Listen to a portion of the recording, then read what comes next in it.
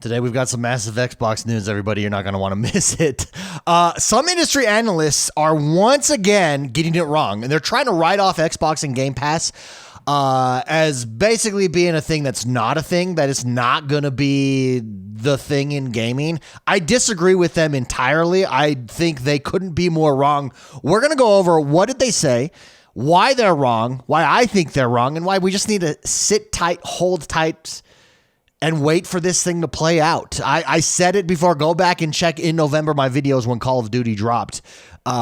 Basically, analysts, news, it lives in the now. It lives in the last 3 days. And it has no capability of long-term thinking, long-term vision, and it's unfortunate. But we're going to go over that today. Plus, Xbox is dropping brand new controllers. Rumors they're working on 3. We're going to go over that. Towerborne is launching day 1 today. And the future for Xbox games and Game Pass have never looked brighter. We're going to break it all down today. The wins, the leaks, why Xbox is going to dominate for the rest of the year and going forward, in my mind at least. Before we jump into it, though, don't forget to hit that like button and subscribe to this channel. My name is X1 the Gamer. We go over videos like this. We go over videos like this. We go over stories like this all the time right here on this channel. So like, subscribe, and let's jump into it. So this is Matt Piscatella. He is an industry analyst, and I said this when Call of Duty dropped back in November. Be very wary.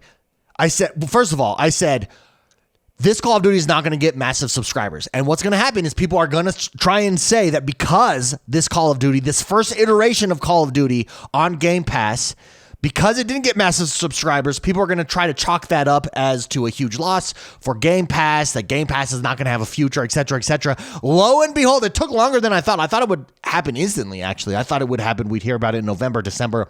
No, it took all the way to April for industry analysts to start to say this. And this is indeed the talking points. Why? Because they have no long-term capability outlook. Like, they have no capability of long-term outlook. Instead, they're very much focused on the now. So here's what Matt Piscatella said, and nothing against him. I just think he's wrong. We quote him all the time. I think he has some decent analysts. I think on this analysis here, he's completely wrong. U.S. spending on video game subscriptions had been basically flat for years following the 2020-2021 growth. That's why we're seeing all these layoffs. What happened in 2020, 2021? It was COVID. Everybody was locked down. So gaming saw this huge boost. Everybody hired. Everybody doubled down on their budgets, tripled down on their budgets. And now we're still adjusting from that. I think we're still adjusting worldwide in the meta-economics here. I think we're still suffering from that. That is a decision that has had ramifications that 4 years on now is still hurting us. And we're still seeing ramifications for that. So following the 2021 growth, it had basically been flat for years. It was only boosted by 12% in Q4 thanks to Call of Duty going to Game Pass.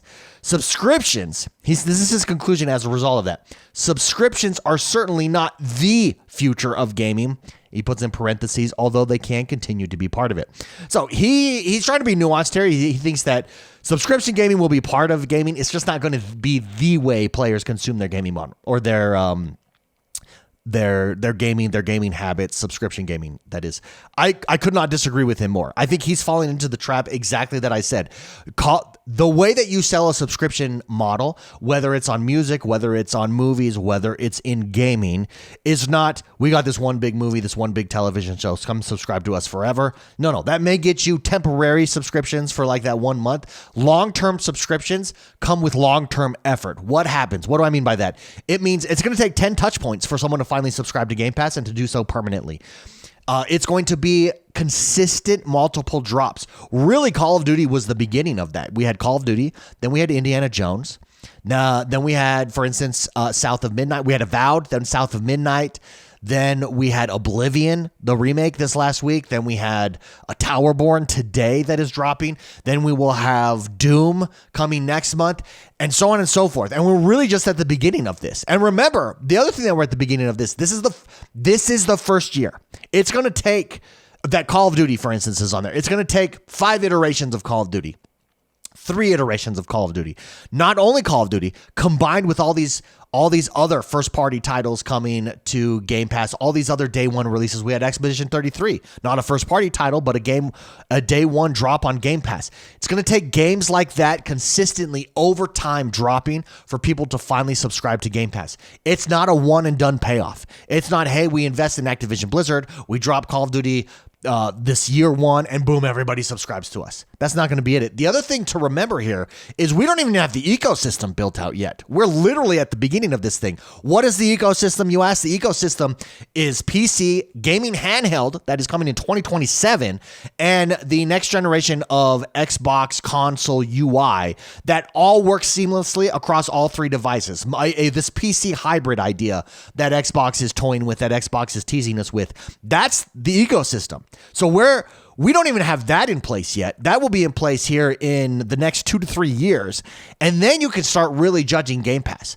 Then you can start saying, okay, Game Pass, is it working? Is it not working? But it's a good 5-year run of this for it to really take hold, for it to really take off, in my opinion. And so I think this analysis, while it might be right as of today, I think it's short-sighted ultimately. And I again, go look at my videos on Call of Duty in the past. You're going to see that I said back then, be very wary when people say this is a failure, because the first Call of Duty is not going to bring a ton of new Game Pass subscribers. It's going to be consistency over time. And that's why they went out and tripled their first-party studios, Xbox did, because you need those consistent hits. You need those consistent drops. That's why also, by the way, you need people bought into your game franchises on other platforms. For instance, Forza Horizon, Indiana Jones, even the Halo Master Chief series that's rumored to be coming to PlayStation 5 as well. You need people bought in so that when the next iteration of those games come, when the next iteration drops, that is when hardcore new fans of your game say, you know what? I got to get Game Pass. Hey, you know what? I got to get Game Pass. So it's going to take time. This is a long-term play. This is not a short-term play at all. While Matt Piscatella does have some good analysts, I just think he's wrong here. I think this is short-sighted analysis ultimately right here. I would love to know what you guys think, though. I could be wrong. You could agree with Matt Piscatella. You could say, yes, no, this is not short-term. This is not going to move at all. Maybe you're right. Maybe. I don't think so. I think this is a long-term play, and you can see it. It's consistency over time that sells you on subscription of anything. Of anything in reality. Next up, we do have this rumor, which I am all about. Xbox rumored to be working on 3 new controllers. This is over at insidergaming.com. Microsoft is preparing to make big changes to its controllers in the future. A new report states that the company is working on at least 3 new Xbox controller prototypes for the future. According to Jez Corden on the most recent episode of the Xbox 2 podcast, Xbox is working on 3 controller types for future release. Here's what he said, quote, "From what I've heard over the last few months, there's 3 prototypes for the controller. From what I can tell, one of them is sort of like a basic, cheaper controller, like the standard one we have now with some next-gen enhancement, whatever those are." Corden then continued saying that there would be a mid-range style controller as well as an Elite, or a proper Elite Series 3 controller from Xbox.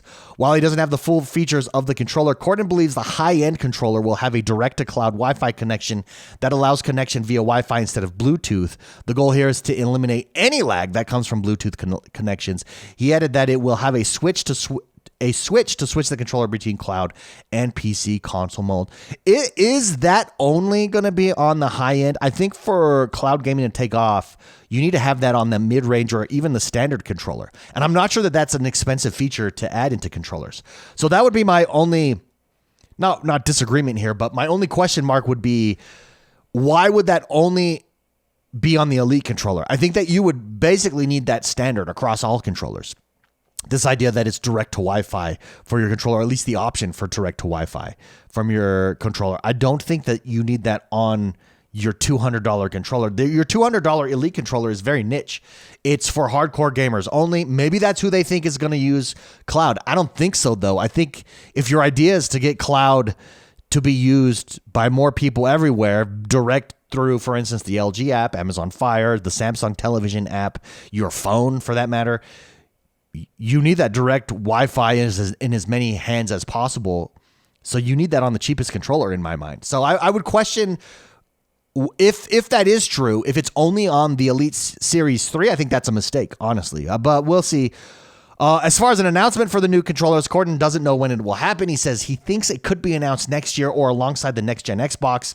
I mean, makes sense.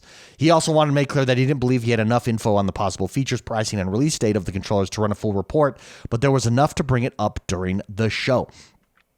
Yeah, I mean, definitely we're going to get new controllers. I think we're going to get some items. We've seen some of the leaks, some of the images on the leaks. I think we're going to get some items that, for instance, are on the PlayStation 5 controller. I think we're going to get a built-in battery once and for all, finally, on all the controllers. I think also, again, that direct-to-cloud or direct-to-Wi-Fi feature of a controller versus Bluetooth, I think is a must on your standard entry controller if you want cloud gaming to take off. So that's going to be interesting there. What do you think? Do you agree with me? Disagree with me? Do you think it'll only come on the Series 3 controller?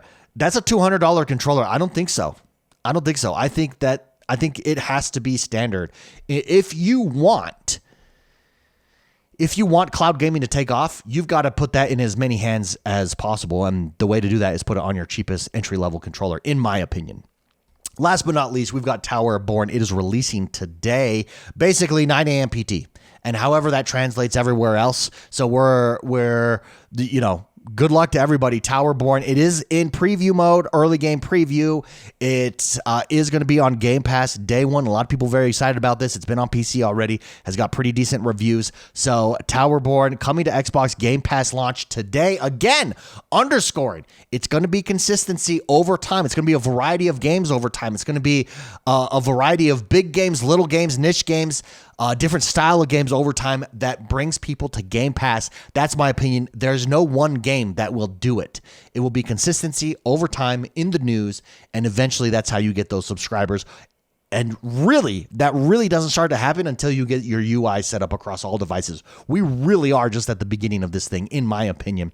That's going to do us for today, everybody. Would love to know what you think. Would love to know where you agree with me, where you disagree with me. Let me know in the comments. Don't forget to hit that like button. Subscribe to this channel. My name is X1 the Gamer. We drop videos like this all the time right here. Have a great rest of your day, and we'll see you next time. Bye-bye.